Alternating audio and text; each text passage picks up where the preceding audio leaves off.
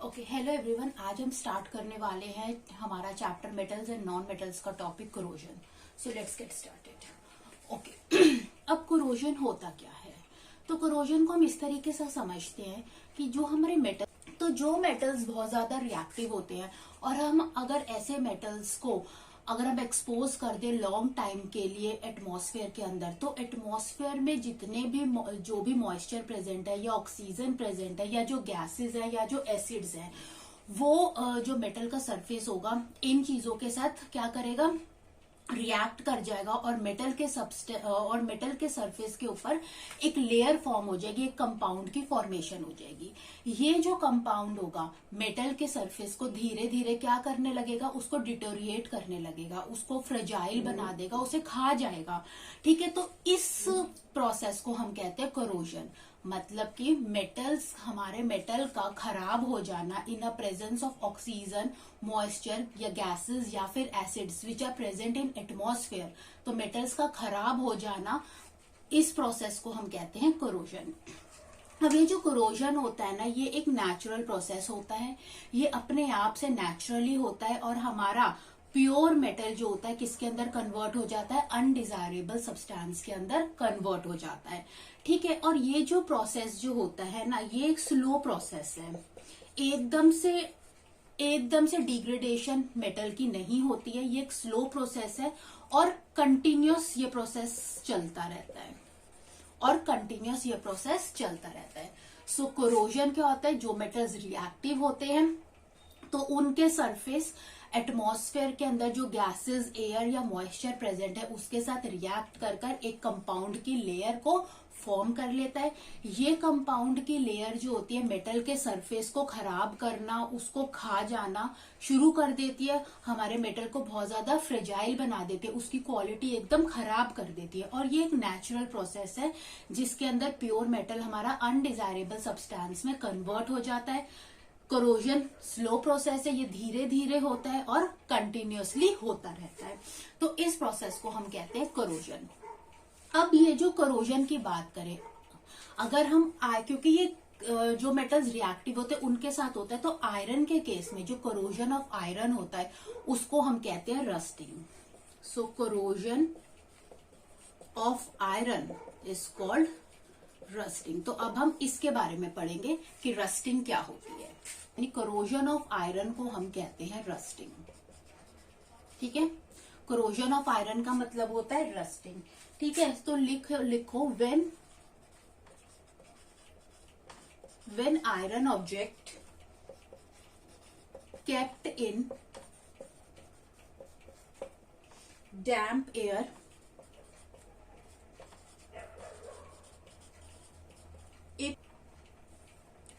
it covered with red brown flaky layer called rust.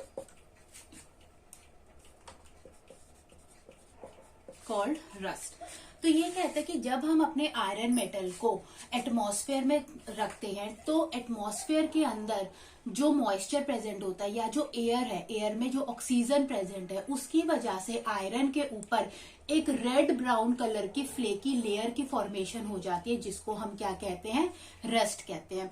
जैसे आपने देखा होगा कि जो आयरन जो एटमॉस्फेयर में एक्सपोज्ड रहते हैं तो काफी लंबे टाइम के बाद उसके ऊपर ब्राउन कलर का कुछ जम जाता है, रेड ब्राउन कलर का, तो उस रेड ब्राउन फ्लेकी लेयर को हम क्या कहते हैं, रस्ट कहते हैं। और इस प्रोसेस को हम रस्टिंग ऑफ आयरन कहते हैं। ठीक है, ये जो रस्ट होती है, ठीक है, इसका फॉर्मूला होता है, रस्ट का फॉर्मूला होता है हाइड्रेटेड आयरन थर्ड ऑक्साइड। अब जो आयरन के ऑक्साइड्स होते हैं फेरस, फेरिक और मैग्नेटाइट, तो उसमें जो फेरिक ऑक्साइड होता है रस्ट उससे बना होता है, उसकी हाइड्रेटेड फॉर्म से बना होता है। तो यहाँ पर जो आयरन की वैलेंसी क्या है, यहाँ पर 3 है, थर्ड वैलेंसी है। इसका फॉर्मूला होता है Fe2O3 डॉट XH2O। ठीक है, इसको हम कहते हैं रस्ट। हाइड्रेटेड फॉर्म है ये फेरिक ऑक्साइड की। अब यहाँ पर XH2O का मतलब है कि यहाँ पर जितनी भी वैल्यू X की होगी यानी उतना ही क्या होगा, मॉलिक्यूल्स ऑफ वाटर होगा, और जितने मॉलिक्यूल्स यहाँ पर वाटर के प्रेजेंट होंगे उतना ही ज्यादा हमारा आयरन क्या हो चुका होगा, खराब हो चुका होगा, उतना ही ज्यादा रस्ट उस पर जम चुका है, उतना ही आयरन हमारा डिग्रेड खराब हो चुका है। ठीक है, कि रस्टिंग के लिए 2 एसेंशियल कंडीशंस क्या होती है, 2 एसेंशियल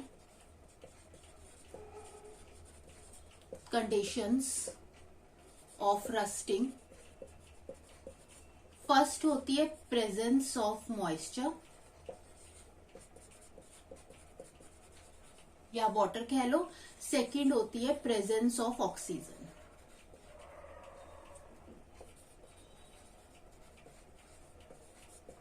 प्रेजेंस ऑफ ऑक्सीजन से ये जो 2 एसेंशियल कंडीशंस है जो रस्टिंग ऑफ आयरन के लिए क्या है, बहुत ज्यादा जरूरी है।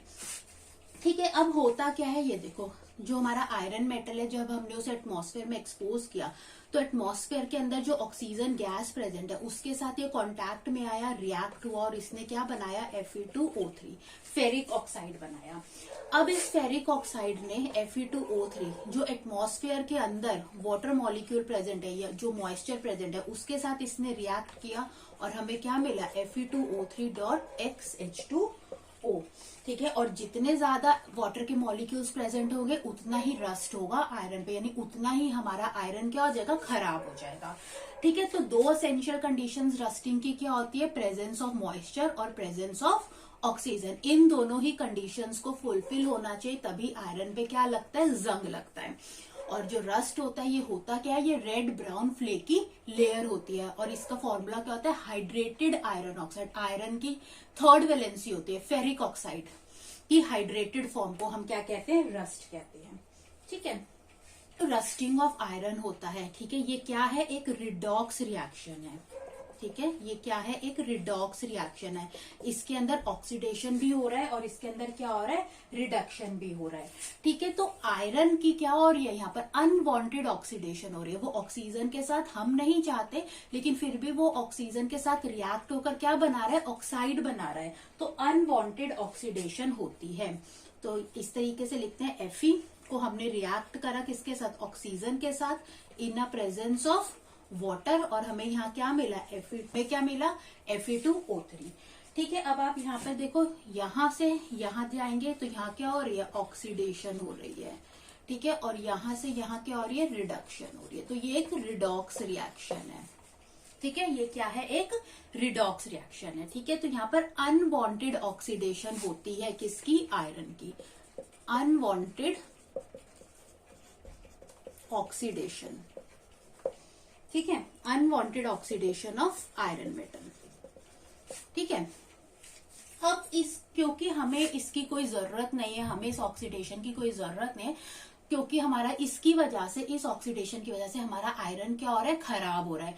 तो अब हम अपने आयरन मेटल को कैसे बचा सकते हैं, तो कुछ प्रिवेंटिव मेजर्स हैं जो हम ले सकते हैं जिससे हम अपने आयरन मेटल की रस्टिंग को बचा सकते हैं। Okay, so prevention of rusting में जो फर्स्ट मेथड आता है उसको हम कहते हैं बैरियर प्रोटेक्शन। बैरियर प्रोटेक्शन में हम क्या करते हैं, जो हमारा आयरन मेटल होता है उसके ऊपर हम कोटिंग कर देते हैं। किस चीज की कोटिंग कर सकते हैं, कोटिंग ऑफ पेंट की कोटिंग, ग्रीस या फिर ऑयलिंग उसकी कर सकते हैं। ठीक है, इसको हम कहते हैं बैरियर प्रोटेक्शन। अपने मेटल के सरफेस के ऊपर अगर हम पेंट कर देंगे या ग्रीस या ऑयल कर देंगे तो इससे क्या होगा कि ये मेटल के सरफेस को एटमॉस्फेयर से डायरेक्ट एक्सपोज्ड होने से रोक देगा। तो जो एयर है या मॉइस्चर है वो हमारे मेटल के कांटेक्ट में नहीं आएंगे और हमारी मेटल की रस्टिंग क्या हो जाएगी, प्रिवेंट हो जाएगी, बच जाएगी। तो फर्स्ट मेथड आता है बैरियर प्रोटेक्शन, जिसमें हम कोटिंग करते हैं अपने मेटल के विद पेंट्स या फिर ग्रीस या फिर ऑयल। ठीक है, सेकेंड मेथड आता है टिनिंग ऑफ आयरन। ठीक है, टिनिंग ऑफ आयरन में हम क्या करते हैं, कोटिंग ऑफ टिन करते हैं। कोटिंग ऑफ टिन, यानी जो हमारा सपोज अगर ये हमारा आयरन मेटल है तो इसके ऊपर हम टिन की क्या कर देंगे, कोटिंग कर देंगे। टिन जो होता है इतना ज्यादा रिएक्टिव नहीं होता, इसीलिए ये ऑक्सीजन के साथ या मॉइस्चर के साथ तो रिएक्ट होता ही नहीं है, और क्या करता है हमारे मेटल के, जो हमारा नीचे मेटल है उसको भी एक्सपोज होने से रोकता है। इससे हमारा क्या होता है, हमारी रस्टिंग ऑफ आयरन क्या हो जाती है, प्रिवेंट हो जाती है, बच जाती है, हमारे मेटल को बचा लेता है। ठीक है, सेकेंड जो मेथड आता है उसको हम कहते हैं सैक्रिफिशियल मेथड, मतलब सेक्रीफाइस करना। मेथड जो होता है इसके अंदर हम कोटिंग करते हैं हमारे मेटल की जिंक से। ठीक है, अब सपोज ये हमारा आयरन मेटल है, ठीक है, जिंक जो होता है वो आयरन से ज्यादा रिएक्टिव होता है, तो अगर हमने इसके ऊपर जिंक की लेयर डाल दी, जिंक की लेयर इसके ऊपर लगा दी, तो अब होगा क्या, क्योंकि जिंक जो है आयरन से क्या है, ज्यादा रिएक्टिव है, zinc more reactive than iron.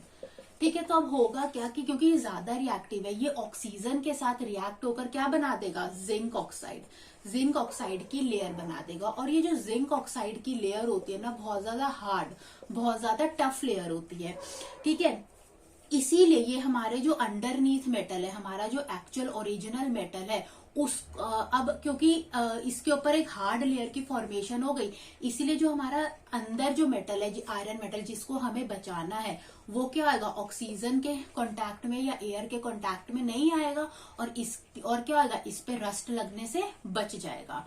ठीक है, और समटाइम्स अगर ये जिंक की लेयर क्या हो गई, खुद ब्रेक भी हो गई, सपोज कोरोड भी हो गई, तो अगर कोई लेयर खराब होगी तो वो किसकी खराब होगी, जिंक ऑक्साइड की खराब होगी, फिर भी हमारा नीचे का मेटल क्या हो जाएगा, बच जाएगा, हमारा आयरन पे रस्ट नहीं लगेगा। तो जिंक क्योंकि ज्यादा रिएक्टिव है, तो ये जिंक ऑक्साइड की लेयर बना लेता है, जो बहुत हार्ड और बहुत टफ होती है, जो हमारे एक्चुअल मेटल को, हमारे ओरिजिनल मेटल जो कि आयरन है, उसको एयर में कांटेक्ट होने से बचा लेती है, और रस्टिंग को क्या कर लेती है, प्रिवेंट कर देती है। ठीक है, तो इन मेथड से हम रस्टिंग ऑफ आयरन क्या कर सकते हैं, प्रिवेंट कर सकते हैं। ठीक है, इस मेथड को, सैक्रिफिशियल मेथड को, जिसमें हम जिंक की कोटिंग करते हैं, इस मेथड को हम कहते हैं गैल्वेनाइजेशन। ठीक है, इसको हम कहते हैं गैल्वेनाइजेशन। ओके, नेक्स्ट आता है corrosion of aluminium. Corrosion of aluminium क्या होता है, अब देखो एल्यूमिनियम भी एक रिएक्टिव मेटल है, और एल्यूमिनियम जो मेटल होता है वो बहुत ज्यादा, उसका अपीयरेंस कैसा होता है, वो बहुत शाइनिंग अपीयरेंस होता है।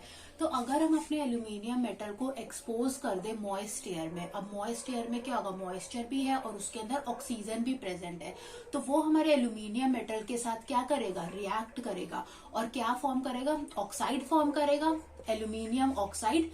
ठीक है, और ये जो एल्यूमिनियम ऑक्साइड, इसकी फॉर्मेशन की वजह से जो एल्यूमिनियम मेटल की एक्चुअल शाइन थी वो क्या हो जाएगी, वो अपनी शाइन को लूज कर जाएगा, उसके एक बहुत डल अपीयरेंस फॉर्म हो जाएगी। तो इसको हम कहते हैं कोरोजन ऑफ एल्यूमिनियम, जहां पर एल्यूमिनियम मेटल जो होता है, ऑक्सीजन जो कि एटमॉस्फेयर में प्रेजेंट है उसके साथ रिएक्ट करके क्या बनाती है, एल्यूमिनियम ऑक्साइड बनाती है, जिसकी वजह से एल्यूमिनियम की एक्चुअल शाइनी अपीयरेंस है वो किसमें कन्वर्ट हो जाती है, डल हो जाती है, उसकी अपीयरेंस खराब हो जाती है, उसकी शाइन खराब हो जाती है। तो इसको हम कहते हैं corrosion of aluminium.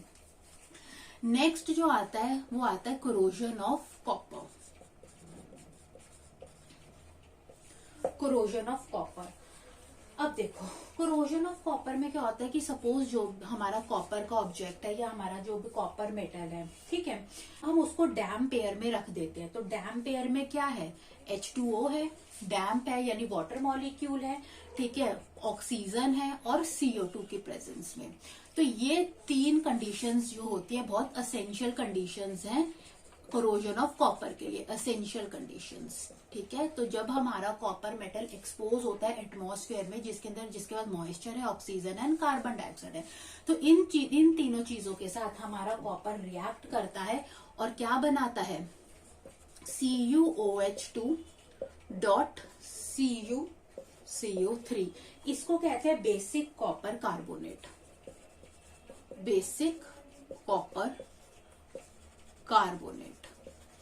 Green colour की लेयर की फॉर्मेशन हो जाती है।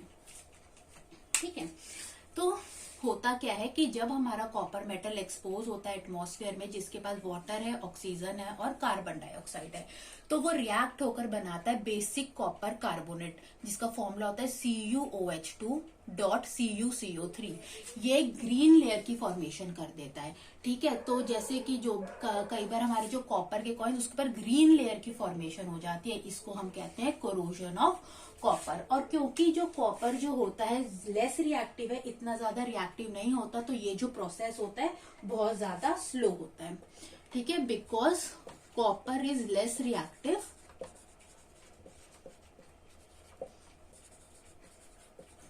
Corrosion is slow.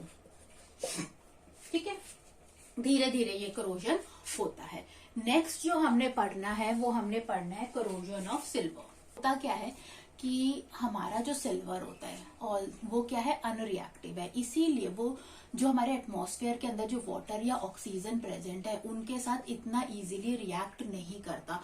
तो फिर कैसे सिल्वर के ऊपर ब्लैक कलर की लेयर की फॉर्मेशन हो जाती है जब हम उसे एटमॉस्फेयर में एक्सपोज करते हैं।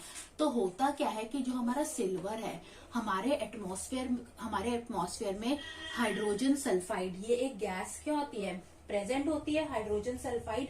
इस गैस के साथ H2S के साथ हमारा सिल्वर कंबाइन करता है और क्या फॉर्म करता है, Ag2S। ठीक है, हाइड्रोजन गैस जो हो जाती है लिबरेट हो जाती है। ठीक है, इसको हम कहते हैं सिल्वर सल्फाइड। ये क्या होती है, ये ब्लैक लेयर होती है जो हमारे सिल्वर की जो ज्वेलरीज होती है या जो भी हमारा सिल्वर मेटल है उसके ऊपर जो लेयर फॉर्म हो जाती है ब्लैक कलर की, उसको हम क्या कहते हैं, सिल्वर सल्फाइड कहते हैं। तो हमारा जो सिल्वर होता है ऑक्सीजन या वाटर मॉलिक्यूल के साथ इतना इजीली रिएक्ट नहीं करता, लेकिन जो एटमॉस्फेयर के पास जो हाइड्रोजन सल्फाइड, ये जो गैस प्रेजेंट है, ये इसके साथ रिएक्ट करता है और क्या बनाता है, सिल्वर सल्फाइड, अ ब्लैक लेयर की फॉर्मेशन करता है सिल्वर की ज्वेलरी या सिल्वर मेटल पे या सिल्वर ऑब्जेक्ट्स पे, और सिल्वर को क्या कर देता है, कोरोड कर देता है। ओके, नेक्स्ट हमने देखना है कोरोजन ऑफ गोल्ड या और प्लैटिनम। कोरोजन ऑफ गोल्ड और प्लैटिनम। अब देखो जो गोल्ड होता है, सबसे पहले हम गोल्ड की बात करेंगे। ठीक है, जो गोल्ड होता है ये कभी भी करोड नहीं होता। आपने कभी देखा है कि सोना खराब हो गया? नहीं, सोना जो होता है, जो गोल्ड जो मेटल होता है या गोल्ड की जो भी ज्वेलरी होती है वो कभी भी खराब नहीं होती। वो उसकी शाइनिंग, उसकी लस्ट्रस प्रॉपर्टी हमेशा बनी रहती है। क्यों? क्योंकि जो गोल्ड होता है वो हाईली अनरिएक्टिव होता है। Gold is highly unreactive. वो एटमॉस्फेयर में ऑक्सीजन है या मॉइस्चर है उसके साथ, किसी के साथ भी वो रिएक्ट नहीं करता। इसीलिए हम अगर उसे एटमॉस्फेयर में ऐसे भी रख दे तो उसकी शाइन और उसकी लस्टर हमेशा बनी रहती है। ठीक है, तो क्योंकि गोल्ड जो होता है वो हाईली अनरिएक्टिव होता है, therefore it do not corrode, वो खराब नहीं होता। रिटेन इट्स लस्टर, उसकी लस्ट्रस प्रॉपर्टी हमेशा बनी रहती है। It retain its lustre.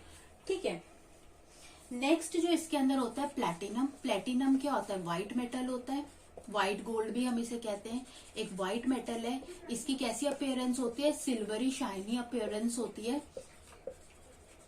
इसकी भी सिल्वरी अपीयरेंस होती है। और ये भी लाइक गोल्ड, ये भी क्या होता है? अनरिएक्टिव होता है। ठीक है, इसीलिए ये भी करोड नहीं होता, इट डू नॉट करोड, ये भी खराब नहीं होता क्योंकि ये भी अनरिएक्टिव है। ये भी एटमॉस्फेयर में जो ऑक्सीजन गैसेस या जो भी मॉइस्चर प्रेजेंट है उनके साथ ये रिएक्ट नहीं करता, इसलिए ये भी कभी कोरोड नहीं होता। ठीक है, तो ये था कोरोजन के बारे में, जिसमें हमने कोरोजन ऑफ आयरन पढ़ा जिसे हम रस्टिंग कहते हैं, कोरोजन ऑफ एल्यूमिनियम पढ़ा, कोरोजन ऑफ कॉपर पढ़ा, सिल्वर पढ़ा, गोल्ड एंड प्लैटिनम पढ़ा। तो आपको अच्छा लगा ये वीडियो तो आप इसे जरूर लाइक करें एंड सब्सक्राइब करें। Thanks for watching.